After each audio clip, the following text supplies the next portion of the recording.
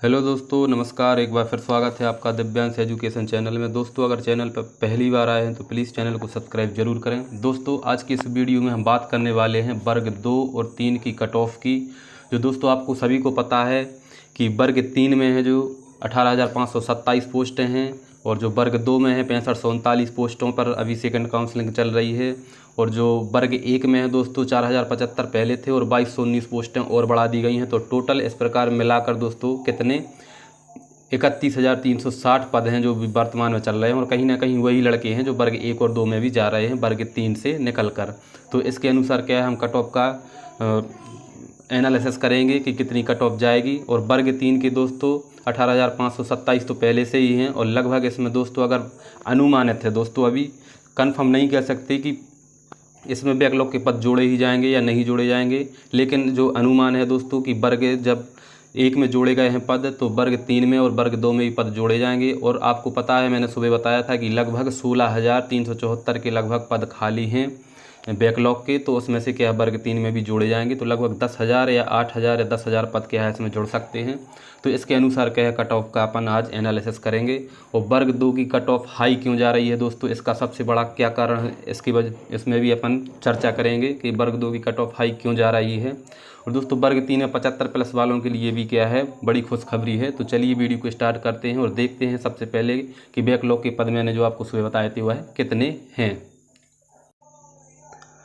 आप सभी को पता है कि बैकलॉग के कितने हैं। टोटल पद हमारे जो एमपी में अभी चल रहे हैं, न्यूज़ में चल रहे हैं दोस्तों, वह 21,096 पद क्या है खाली चल रहे हैं, अभी बताया जा रहा है। और 65,065 नहीं दोस्तों, 45,767 पद हैं जो दोस्तों शिक्षा विभाग में अभी खाली हैं सबसे ज़्यादा। और उसी में से क्या है अभी भर्ती प्रक्रिया चल रही है दोस्तों। और जो हमारे शिक्षा विभाग में है दोस्तों 21,000 बैकलॉग पद में से सबसे ज़्यादा 15,233 पद क्या हैं शिक्षा विभाग में रखते हैं। और इसमें 1141 पद ट्राइबल में भी हैं दोस्तों। तो इस प्रकार कुल मिलाकर क्या 16,000 के लगभग क्या है हमारे पद रिक्त हैं शिक्षा विभाग में। और उसमें से क्या है 2219 पद अभी वर्ग 1 में आ चुके हैं। तो उसके बाद अभी 13,000 लगभग क्या है पद बच रहे हैं। तो 13,000 में से आप अनुमान लगा सकते हैं कि वर्ग 3 और 2 में कितने पद जा सकते हैं। तो इसके अनुसार क्या है आज हम कट ऑफ का एनालिसिस करने वाले हैं। तो बने रहिए वीडियो में लास्ट तक।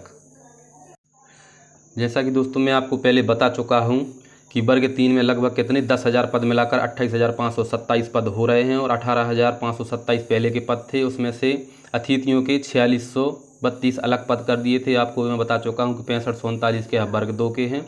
इस प्रकार कुल मिलाकर जो 31,360 पद हो रहे थे दोस्तों। और जो जो जो टोटल पद इसमें दोस्तों लिखे हैं 29,141, यह पद अलग करके थे पहले वाले। और बैकलॉग के पद क्या है वर्ग 3 में 10,000 लगभग शामिल होने वाले हैं। तो इसमें से मैंने क्या है इसका जो 28,527 पद हो रहे हैं दोस्तों, 28,527 पद वर्ग 3 के, इसमें से अतिथियों को मैंने निकाल दिए। तो 7,132 के लगभग क्या है अतिथियों को पद इसमें से मिलने वाले हैं। और 21,395 पद क्या है ओपन के लिए बचेंगे। अतिथि 25% रिजर्वेशन निकाल कर 21,395 पद बचेंगे। तो इस पर क्या है हम कट ऑफ का एनालिसिस करेंगे। और दोस्तों जो कट ऑफ भी मैंने बनाई है वह रैंक के आधार पर बनाई है दोस्तों। आज इसमें क्या है मैंने जो मार्क्स हैं उन मार्क्सों को इसमें नहीं लिखा है दोस्तों। एक रैंक मैंने बनाई है, अनुमानित रैंक है दोस्तों, आगे पीछे भी इसमें हो सकता है। तो मैंने जो कट ऑफ बनाई है दोस्तों 21,395 के पदों को क्या है टारगेट करके यह बनाई है। और जो 27% रिजर्वेशन ओबीसी मतलब उसका जो होल्ड रखा जाएगा उसके आधार पर इसको बनाया है कि जो 27% है उसमें क्या है अभी 14% दिया जा रहा है। तो 13% क्या होल्ड रहेगा। तो इसमें जनरल का भी क्या है 13% होल्ड पर इनकी लिस्ट बनाई जाएगी। तो इस हिसाब से इसका क्या है एनालिसिस किया है दोस्तों। तो आप देख रहे हैं दोस्तों कि अगर 21,395 पोस्टों में से जनरल का 27% रहता है, अगर 40 रहता है तो दोस्तों बढ़ जाएंगी उनकी, यह पोस्ट इसमें क्या है ऐड हो जाएंगी। तो लगभग क्या है इनकी 7,000 के ऊपर क्या है पोस्टें चली जाएंगी। तो 27% में इनको 5,776 मिलने वाली हैं पोस्टें। इसमें से क्या है आधी आधी हो जाएंगी मेल और फीमेल के लिए। आप सोच रहे होंगे कि इसमें 6,000 रैंक आपने कैसे बता दी। तो 6,000 रैंक दोस्तों मैंने इसलिए बताई है इसमें क्योंकि कहीं ना कहीं यही लड़के क्या हैं इसमें जो रैंक में शामिल थे वर्ग 1 और 2 में भी यह लड़के जा रहे हैं। तो यहाँ पर क्या है ज़्यादा रैंक में सिलेक्शन होने के चांस बन रहे हैं वर्ग 3 में। तो लगभग मेल में 6,000 जिनकी रैंक और फीमेल में भी लगभग 6,000 जिनकी अपनी कैटेगरी से रैंक है, ओवरऑल नहीं दोस्तों, यह कैटेगरी की रैंक मैंने बताई है। जो कैटेगरी से इनकी रैंक है उसके आधार पर इनका जो अगर 6000 के आसपास रैंक है इनकी तो इनका सिलेक्शन हो सकता है। और जो ओबीसी जो इनकी प्रोविजनल लिस्ट बनेगी, वेटिंग सूची बनेगी, जो होल्ड रखा जाएगा 13% में, इसमें अगर इनकी 7000 के आसपास कैटेगरी से रैंक है, फीमेल की भी कैटेगरी से रैंक है, इनकी तो यूआर में कैटेगरी रहती नहीं है दोस्तों, इनकी ओपन रहती है, लेकिन फीमेल की क्या है अलग से रहती है यूआर में। तो इनकी अगर 7000 के लगभग क्या है रैंक है तो इनका सिलेक्शन भी क्या है, इन जो वेटिंग लिस्ट बनेगी होल्ड की 13% की, उसमें इनका नाम आ सकता है दोस्तों। और जो ओबीसी की है 14%, आपको पता है कि 14% रिजर्वेशन पर इनको 2995 के लगभग पोस्टें मिलेंगी 21,000 में से।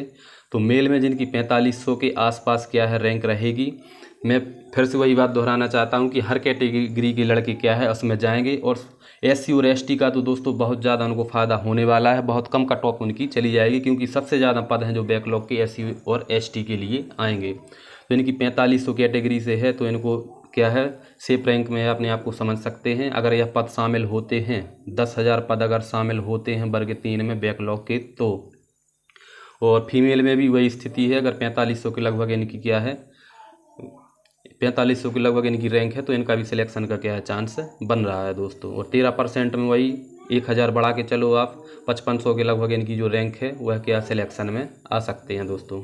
और ईडब्ल्यूएस को 10% में इनको 2140 पोस्टें मिलेंगी 21,000 में से, 21,000 जो 329 कुछ पोस्टें हैं उसमें से। तो लगभग इनकी 2500 के लगभग जिनकी रैंक होगी, क्योंकि ईडब्ल्यूएस में क्या है दोस्तों सबसे बड़ी दिक्कत ये है यूआर और ईडब्ल्यूएस में क्या है बैकलॉग होता नहीं है, इनमें क्या है बैकलॉग नहीं होता है दोस्तों। तो इनकी क्या है थोड़ी सी इनको थोड़ा सा कम फ़ायदा मिलेगा, लेकिन सबसे ज़्यादा फ़ायदा एससी और एसटी को मिलने वाला है बैकलॉग पदों का। इनकी कट ऑफ बहुत कम चली जाएगी दोस्तों।